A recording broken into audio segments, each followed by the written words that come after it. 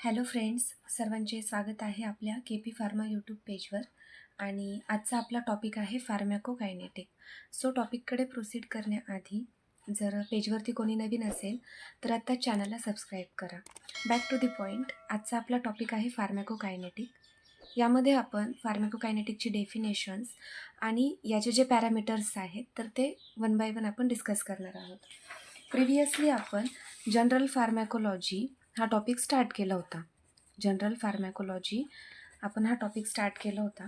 त्यामध्ये आपण जनरल फार्मॅकोलॉजीची definitions, scope and objective of pharmacology, various route of drug administrations and branches of pharmacology हे points cover केले होते. ब्रांचेसमध्ये आपण 2 ब्रांचेस बघितल्या होत्या. एक आहे फार्मॅकोकायनेटिक अँड सेकंड फार्मॅकोडायनॅमिक. इन शॉर्टमध्ये आपण फार्मॅकोकायनेटिक म्हणजे काय आणि फार्मॅकोडायनॅमिक म्हणजे काय हे सुद्धा आपण डिस्कस केलं होतं.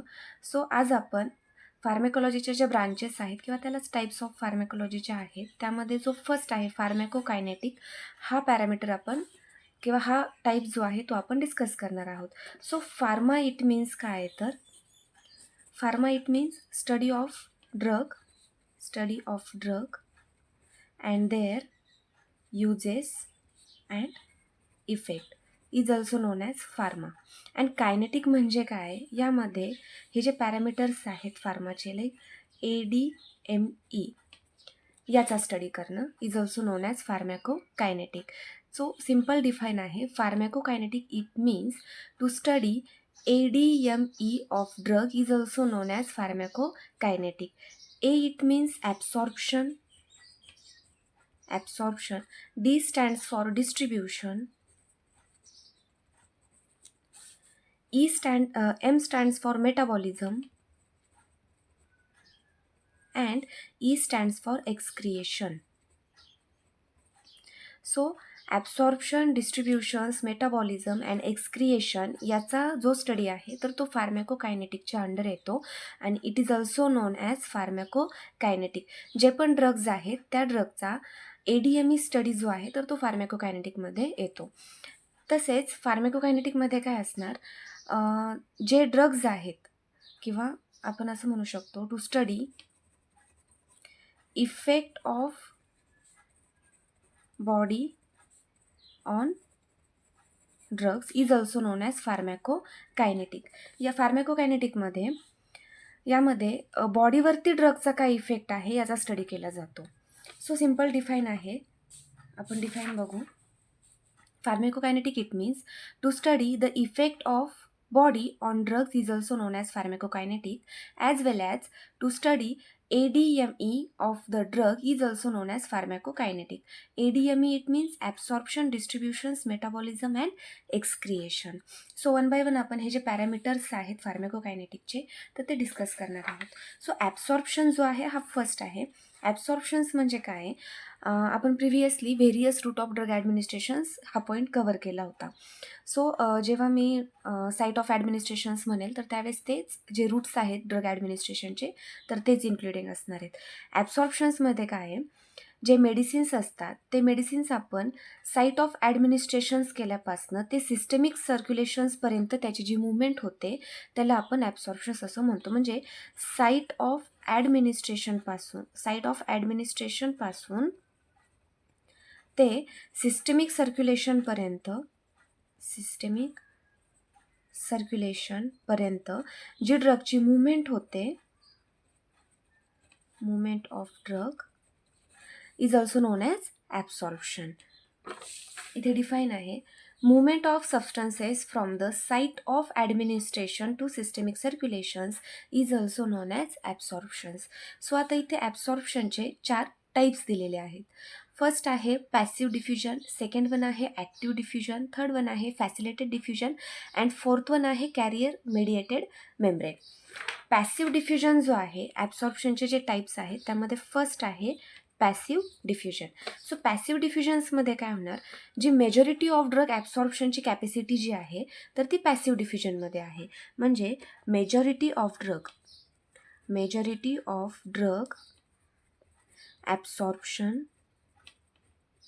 कॅपॅसिटी ही कशामध्ये इन्क्लुडिंग आहे तर पॅसिव्ह डिफ्युजन्समध्ये.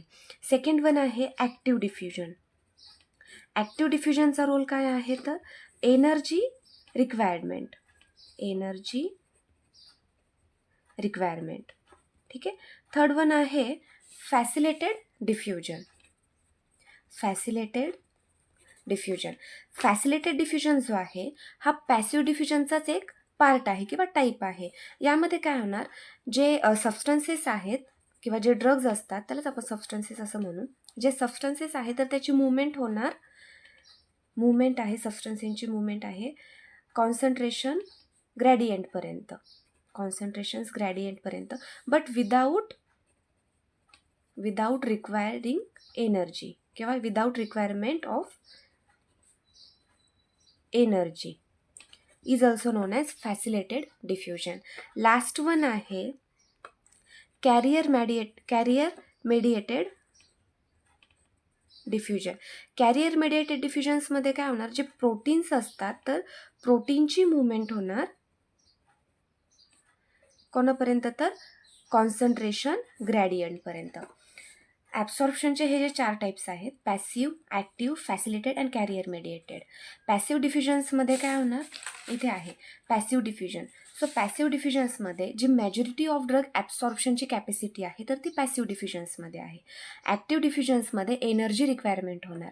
देन आहे फॅसिलिटेड डिफ्युजन्समध्ये जे सबस्टन्सेस ऑर जे ड्रग्ज आहेत तर त्याची मुवमेंट आहे कॉन्सन्ट्रेशन्स ग्रॅडियंटपर्यंत, but without requirement of energy. आणि लास्ट वन आहे कॅरियर मेडिएटेड डिफ्युजन्समध्ये प्रोटीनची मुवमेंट होणार कॉन्सन्ट्रेशन्स ग्रॅडियंटपर्यंत. सेकंड वन आहे distributions. It means the movement of substances from one compartment to another compartment is also known as distribution. इथे define आहे distribution. It means movement of substances from one compartment to another compartment is also known as distribution.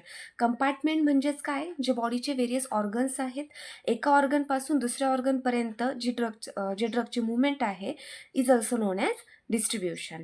Then third one आहे मेटाबॉलिझम्समध्ये काय होणार, जे पण आपण substances आहेत किंवा जे ड्रग्ज असतात ते ॲडमिनिस्टर केल्यानंतरनं त्याचे एक केमिकल ब्रेकडाऊनची प्रोसेस होणार, त्यालाच मेटाबॉलिझम्स असे म्हणतात.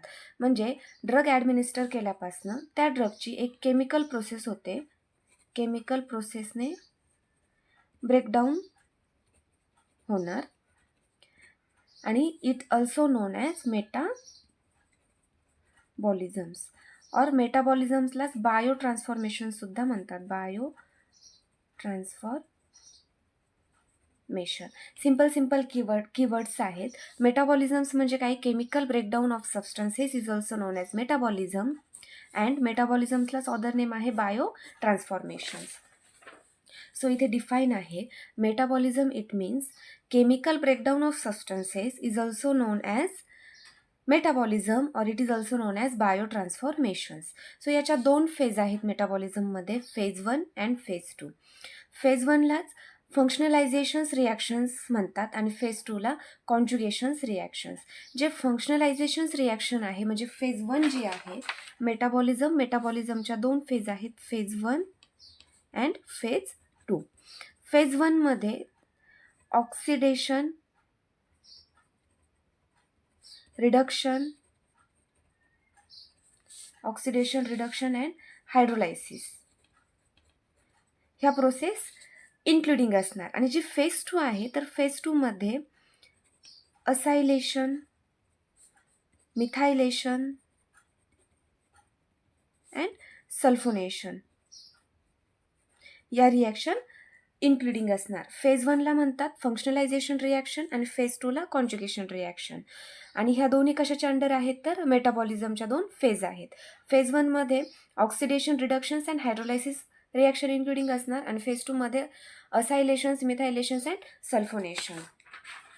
देन लास्ट वन आहे पॅरामीटर एक्सक्रिएशन. एक्सक्रिएशन्समध्ये काय, जे पण आपण सबस्टन्सेस ॲडमिनिस्टर करणार त्यामध्ये जे अनवॉन्टेड सबस्टन्सेस आहेत तर ते बॉडी बाहेर एक्सक्रिएट केले जातात, इज ऑल्सो नोन ॲज एक्सक्रिएशन्स. तर एक्सक्रिएशनची जी प्रोसेस आहे तर ती इंटरनली ऑर एक्सटर्नली होते. म्हणजे internally or externally eliminate of drug, unwanted substances जे आहेत तर ते बॉडी बाहेर फेकले जातात किंवा इलिमिनेट केले जातात. It's also known as excretions. So यामध्ये एक्सक्रिएशन्समध्ये त्याचे काही साईट आहेत एक्सक्रिएशनच्या, लाईक त्यामध्ये renal, then pancreatic, biliary, urinary, mammillary, salivary and skin. ह्या व्हेरियस साईट्स आहेत ड्रग एक्सक्रिएशनच्या. Renal, pancreatic, biliary, urinary, mammillary, salivary and skin. So जर फार्मॅकोकायनेटिक या पॉईंटमध्ये जर कोणाला काही डाऊट असेल तर तुम्ही कमेंट्समध्ये सांगू शकता. आणि तसेच जर पेजवरती नवीन असाल तर आत्ताच व्हिडिओजला लाईक, शेअर आणि सबस्क्राईब करा.